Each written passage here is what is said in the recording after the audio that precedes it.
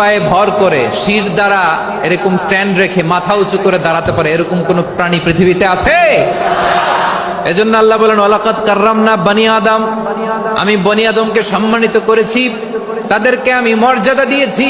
তাদেরকে আমি যত মর্যাদা দিয়েছি আমার কোন সৃষ্টিকে এত মর্যাদা দেই নাই। পড়েন সুবহানাল্লাহ। I have dignified the status of the sons of Adam. আদমের সব সন্তানের মর্যাদা আমি বাড়িয়েছি। আল্লাহ এখানে বলেননি ওয়ালাকাদ কাররামনাল মুমিনিন, আমি মুমিনের মর্যাদা বাড়িয়েছি, বলেছেন? আল্লাহ এখানে বলেন নাই ওয়ালাকাদ কাররামনাল মুসলিমিন, আমি মুসলিমের মর্যাদা বাড়িয়েছি। আল্লাহ বলেছেন ওয়ালাকাদ কাররামনা বনি আদম, আমি বনি আদমের সম্মান বাড়িয়েছি, হোক সে মুমিন কিংবা কাফের, মুসলিম কিংবা মুশরিক, আস্তিক কিংবা নাস্তিক, আরব কিংবা অনারব, যেই হোক না কেন আদম সন্তান সবগুলার মর্যাদা বাড়ায় দিয়েছে কে? সবার মর্যাদা আল্লাহ বাড়িয়েছে। মানুষ হিসেবে মর্যাদা। বিশ্বনবী ইসলাম ইহুদির লাশ দেখে দাঁড়িয়ে গেলেন। কার লাশ? আমার যশোরের ভাইয়েরা আওয়াজ করে বলুন, কার লাশ? ইহুদির লাশ দেখে দাঁড়ায় গেলেন। সাহাবারা বললেন ইয়া রাসূলুল্লাহ, আপনি দাঁড়ালেন যে, এটা তো ইহুদির লাশ। বিশ্বনবী বললেন আওয়ালাইসাত নাফসান, এটা কি মানুষ নয়? এটা হোক ইহুদি হোক খ্রিস্টান, এটা তো মানুষ। আমি মানুষ দেখে দাঁড়িয়েছি। আই স্যালিউট দ্য হিউম্যানিটি, আমি মানবতাকে সম্মান করেছি। পড়েন সুবহানাল্লাহ। তাহলে এই জমিনে মানুষের মর্যাদা বেশি, হোক আস্তিক হোক নাস্তিক, হোক মুমিন কিংবা কাফের। আদমের সন্তান হলে, মানুষ হলেই তার মর্যাদা বাড়িয়েছে কে? আমার কলিজার টুকরা যশোরের ভাইয়েরা, মানুষের মর্যাদা আল্লাহ এত বাড়িয়েছেন, মানুষ জীবিত থাকলেও যেমনি মর্যাদাবান, মরে গেলেও মর্যাদাবান। সুবহানাল্লাহ পড়েন। মানুষ মরে গেলে এই ডেড বডিটা কি হয়? পচে যায়, গলে যায়, মাটির সাথে মিশে যায়। তাই বলে আপনি ডেড বডির সাথে যাচ্ছে তাই করতে পারবেন না, পারবেন? কেউ যদি অন্যায় করে তাকে যদি আপনি শাস্তির আওতায় আনেন, যা মনে চায় করতে পারবেন না। তারা আগুন দিয়ে পোড়াতে পারবেন না, নাক কাটতে পারবেন না, কান কাটতে পারবেন না, অঙ্গ বিকৃতি করতে পারবেন না। কারণ মানব জাতির মর্যাদা স্বয়ং দিয়েছে কে? ডেড বডি পচে যাবে, গলে যাবে। তারপর ইসলাম বলে না, খবরদার, এই মরা লাশটারও একটা মর্যাদা আছে না নাই? ইসলাম বলে এই লাশটা গলে যাবে, পচে যাবে, কিন্তু এটার অমর্যাদা করো না। কর্পূর দিয়ে, খেজুর পাতা দিয়ে, এটাকে ওয়ার্ম ওয়াটার দিয়ে, গরম পানি দিয়ে ধৌত করো। সাদা শুভ্র ধবধবে কাপড় দিয়ে লাশটাকে তুমি কাভার করো।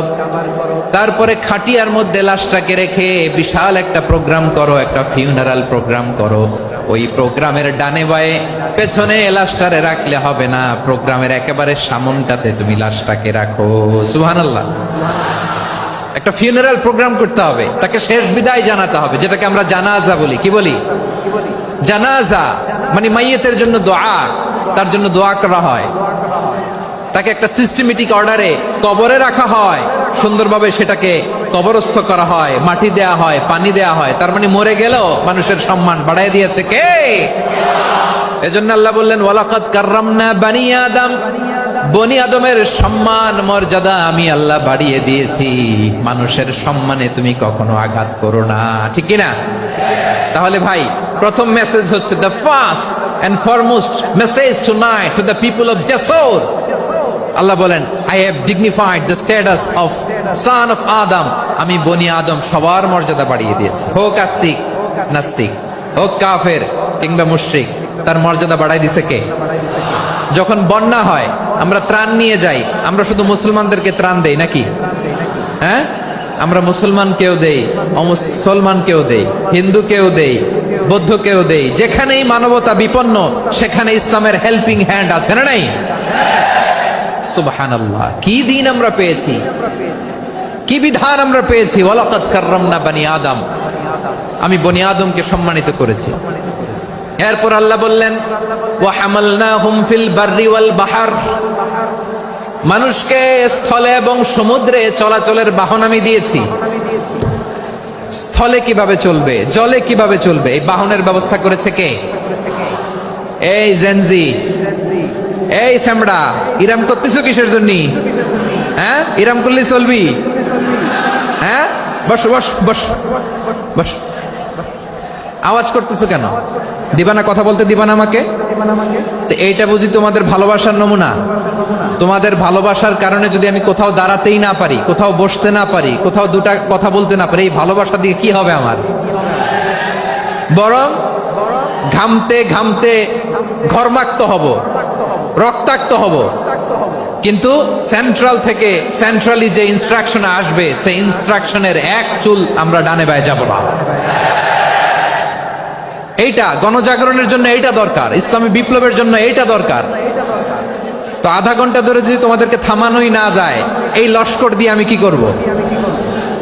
আল্লাহর ওয়াস্তে নো নো নো স্লোগান, চুপচাপ একেবারে আমার দিকে তাকাও। আল্লাহ বললেন ওয়া হামালনাহুম ফিল বাররি ওয়াল বাহার, জলে স্থলে আমি চলাচলের যানবাহনের ব্যবস্থা করেছি। আমরা স্থলে ঘোড়ার উপরে চড়ি, উটের উপরে চড়ি, গাড়ির উপরে চড়ি। এই যে গাড়ির ইঞ্জিন বানাইছি আমরা, এটার মেধা দিয়েছে কে? আবার সাগরের মধ্যে আমরা নৌযান, জলযান, বড় বড় জাহাজ দিয়ে এক মহাদেশ থেকে আরেক মহাদেশ যাই, এক দেশ থেকে মালামাল গুলো আরেক দেশে পাঠাই। সাগরের ভেতরে নৌকাগুলোরে ধরে রাখলো কে?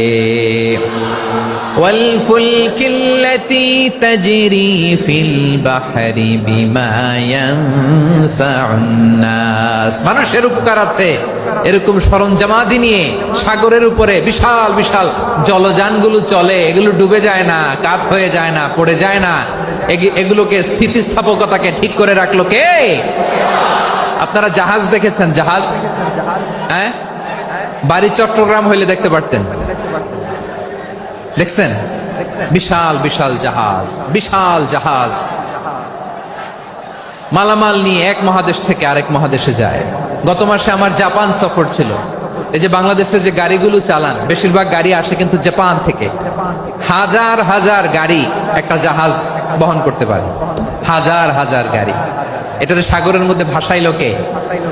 সবাই বলুন, ভাসালো কে? হাজার হাজার গাড়ি নিয়ে জাপানিজ গাড়িগুলো আমাদের চট্টগ্রামের এয়ারপোর্টের বন্দরে ভিড়ে। যুক্তরাষ্ট্রে আমি দেখেছি বিশাল বিশাল জাহাজ। আপনারা টাইটানিক জাহাজের নাম শুনেছেন? টাইটানিকেরও 8 গুণ 10 গুণ বড়। সুবহানাল্লাহ কইবেন না? টাইটানিক জাহাজের 8 গুণ 10 গুণ বড় একটা জাহাজ আছে, আইকন অফ দ্য সি, আমি দেখে এসেছি। রয়্যাল ক্যারিবিয়ান দেখে এসেছি। সাগরের সামনে জেটিতে যখন দাঁড়ালাম, জাহাজটা যখন যায়, আমার মনে হচ্ছে একটা শহর, গোটা শহর, the entire city is floating on the water. পুরো একটা শহর মনে হয় পানির উপর দিয়ে ভেসে যাচ্ছে। পড়েন সুবহানাল্লাহ। এই যে আইকন অফ দ্য সি, এই ক্রুজ, এই জাহাজটা, এটার ভিতরে স্টেডিয়াম আছে। কিসের ভিতরে স্টেডিয়াম? কথা বুঝে নাই বোধহয়। স্টেডিয়াম কিসের ভিতর? সুইমিং পুল আছে, শপিং মল আছে, রেস্টুরেন্ট আছে, ক্লাব আছে, 3000 4000 রুম বিশিষ্ট, কক্ষ বিশিষ্ট হোটেল আছে। এই সবগুলোর নিয়ে এগুলো চলে সাগরের এই দোলার মধ্যে, জলোচ্ছ্বাসের মধ্যে। এই সাগরের ভেতরে এই জাহাজগুলোর ভাষায় রাখছে কে?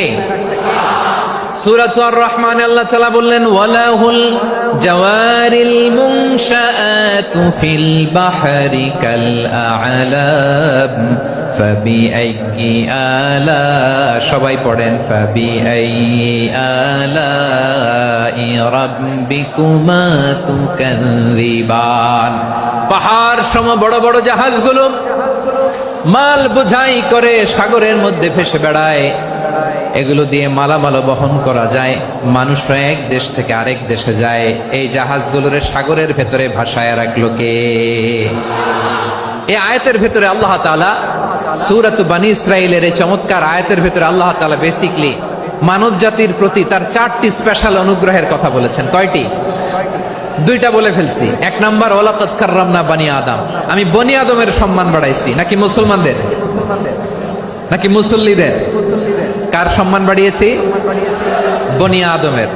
তাহলে human dignity, the first part of the verse talks about the human dignity.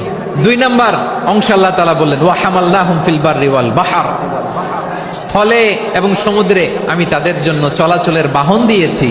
সুবহানাল্লাহ। তার মানে smooth movement on land and sea. জলে এবং স্থলে যাতে আমরা স্মুথলি মুভ করতে পারি, আল্লাহ তাআলা দিয়েছেন। 3 নম্বর আল্লাহ তাআলা বললেন ওয়ারাযাকনাহুম মিনাত তাইয়্যিবাত, মানুষের জন্য আমি পবিত্র রিজিকের ব্যবস্থা করেছি। জলে এবং স্থলে যত প্রাণী আছে সবগুলা প্রাণীকে রিজিক দেয় কে? আমাদেরকে রিজিক দেয় কে? সাগরের মাছগুলোকে, বড় বড় তিমি মাছগুলোরে রিজিক দেয় কে? বাতাসের মধ্যে ভেসে বেড়ানো বড় বড় পাখিগুলো, স্ক্যান্ডিনেভিয়ান কান্ট্রি থেকে লক্ষ লক্ষ কোটি কোটি পাখিগুলো যে এক দেশ থেকে আরেক দেশে ট্রান্সফার হয়, এগুলোর রিজিক দেয় কে? রব্বুল আলামিন বলেন ওয়ামা মিন দাব্বাতিন ফিল আরদি ইল্লা আলাল্লাহি রিজকুহা ওয়া ইয়ালামু মুস্তাকাররাহা ওয়া মুস্তাওদাআহা কুল্লুম ফি কিতাবিম মুবিন। আল্লাহু আকবার। রব্বুল আলামিন বলেন ভূপৃষ্ঠে বিচরণশীল যত প্রাণী আছে সব প্রাণীগুলোকে আমি আল্লাহ আমার নিজের কুদরতে রিজিকের বন্দোবস্ত করি। এই প্রাণীগুলো কোথায় থাকে, কোথায় যায়, সব জায়গায় আমি রিজিক পৌঁছে দেই। রিজিক কেউ দিতে পারে না, রিজিকের মালিক কে? রিজিকের মালিক তিনি আল্লাহ। এজন্য আল্লাহ তাআলা বললেন ওয়ারাযাকনাহুম মিনাত তাইয়্যিবাত। এরপর আল্লাহ বললেন ওয়াফাদ্দালনাহুম আলা কাসীরিম মিম্মান খালাকনা তাফদীলা।